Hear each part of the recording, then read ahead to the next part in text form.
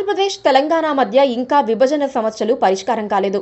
కొన్ని సమస్యలకు ఇప్పట్లో పరిష్కారం లభిస్తుందన్న విశ్వాసం కూడా సన్నగిల్లుతోంది.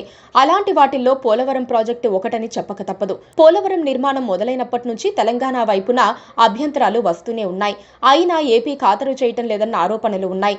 తాజాగా అలాంటి అంశం మరొకటి తెరపైకొచ్చింది. పోలవరం ప్రాజెక్టు వల్ల తెలంగాణ రాష్ట్రంలో ముంపు సమస్యల తీవ్రత పెరుగుతోందని, తెలంగాణలో 1,00,000 ఎకరాలకు పైగా భూముల్లో పంటలు మునిగిపోతాయని తెలంగాణ ప్రభుత్వం పోలవరం ప్రాజెక్టు అథారిటీకి తెలిపింది. ఈ ప్రాజెక్టు పూర్తయితే భద్రాచలానికి బ్యాక్ వాటర్ ముప్పు ఉంటుందని స్పష్టం చేసింది. ఇక ఎఫ్ఆర్ఎల్ వద్ద నీటి నిల్వ ఉంటే ముంపు ఎక్కువ ఉంటుందని తెలిపింది. ముర్రేడు వాగు, కిన్నెరసాని నదుల పరిసరాలు మునగటం ఖాయమని తేల్చింది. అయితే ఆంధ్రప్రదేశ్ ప్రభుత్వం మాత్రం వృధాగా సముద్రంలో కలుస్తున్న గోదావరి జలాలను నిల్వ చేసి వేలాది ఎకరాల సాగు భూమిని సస్యశ్యామలం చేయడానికి లక్షలాది మంది ప్రజల గొంతు తడిపేందుకు ప్రాజెక్టును నిర్మిస్తున్నామని వాదిస్తోంది. నిజానికి తెలంగాణ, ఆంధ్రప్రదేశ్ మధ్య జల వివాదాలు ఇవాల్టివి కావు. ఒకరు నిర్మిస్తున్న ప్రాజెక్టులను మరో రాష్ట్రం వ్యతిరేకిస్తూనే ఉంటుంది. తెలంగాణ ఎగువ పరివాహక రాష్ట్రం కావడంతో ఏపీ కొన్ని ఆరోపణలు చేస్తోంది. దిగువ పరివాహక రాష్ట్రమైన ఏపీపై తెలంగాణ మరికొన్ని అస్త్రాలు సంధిస్తూ ఉంటుంది. బేసిన్ అవసరాలకు తెలంగాణ నిర్మిస్తున్న అన్ని ప్రాజెక్టులను ఆంధ్రప్రదేశ్ అడ్డుకుంటోందని ఇటువైపు నుంచి ఆరోపణలు ఉన్నాయి. గోదావరి, కృష్ణా రెండింటితో ఏపీ దోచుకుంటోందని కూడా ఆరోపణలు చేస్తోంది. దీనికి సంబంధించిన బేసిన్లో లేని ప్రాంతమైన రాయలసీమ కర్నూలు జిల్లా పాములపాడు మండలంలో ఉన్న బనకచర్ల హెడ్ రెగ్యులేటరీ ద్వారా నీటిని మళ్లించే ప్రయత్నాలు జరుగుతున్నాయన్నది కూడా ఒక ఆరోపణ.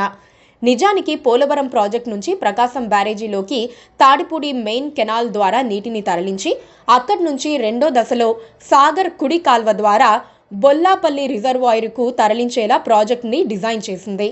ప్రకాశం బ్యారేజీ నుంచి బొల్లాపల్లి రిజర్వాయర్కు మధ్యలో 6 లిఫ్ట్ల ద్వారా నీటిని ఎత్తిపోయనుంది. ప్రకాశం బ్యారేజ్, పులిచింతల ప్రాజెక్టుకు మధ్య వైకుంఠపురం వద్ద ఇంకో బ్యారేజీని నిర్మించాలని నిర్ణయించినట్లు తెలిసిందే.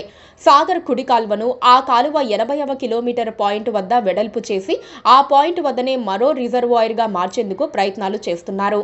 ఇక్కడి వరకు 5 లిఫ్ట్ల ద్వారా నీటిని ఎత్తిపోయాలని భావిస్తున్న ఆంధ్ర ప్రభుత్వం కుడి కాల్వ పాయింట్ తర్వాత మరో లిఫ్ట్ను నిర్మించి బొల్లాపల్లి రిజర్వాయర్కు నీటి తరలింపునకు ప్లాన్ చేశారు.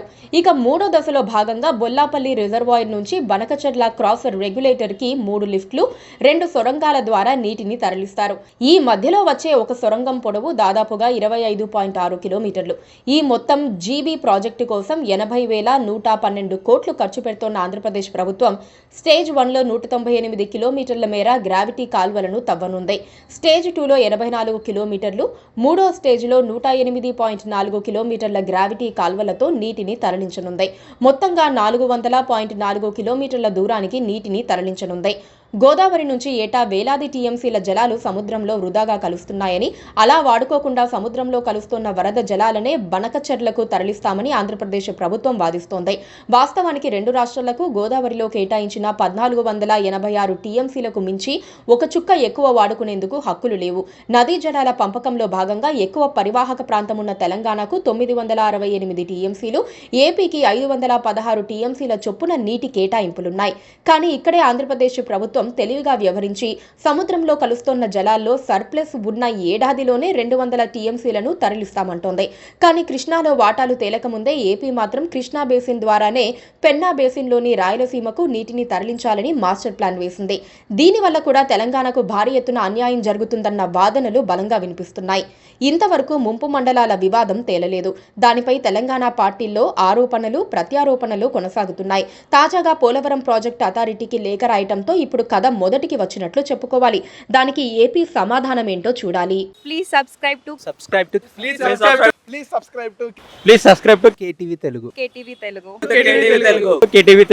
KTV Telugu channel.